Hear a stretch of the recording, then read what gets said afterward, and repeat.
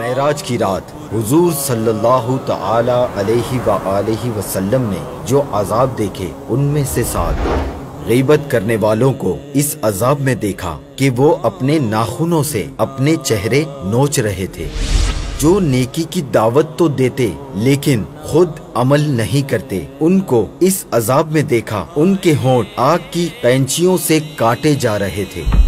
زکوٰۃ نہ دینے والوں کو اس عذاب میں دیکھا کہ ان کے آگے پیچھے چیتھڑے لگے ہوئے تھے اور جہنم کا تھوہڑ ایلوا اور بدبودار گھاس جانوروں کی طرح کھا رہے تھے۔ ناحق یتیموں کا مال کھانے والوں کو اس عذاب میں دیکھا کہ ان پر کچھ لوگ مقرر تھے جو ان کی داڑھیاں نوچ رہے تھے اور کچھ لوگ جہنم کے پتھر لا کر ان کے منہ میں ڈال رہے تھے جو ان کے پیچھے سے نکل رہے تھے۔ سود خور کو اس عذاب میں دیکھا کہ ان کے پیٹ مکانوں کی طرح تھے اور باہر سے ان کے پیٹوں میں چلتے پھرتے سانپ نظر آ رہے تھے۔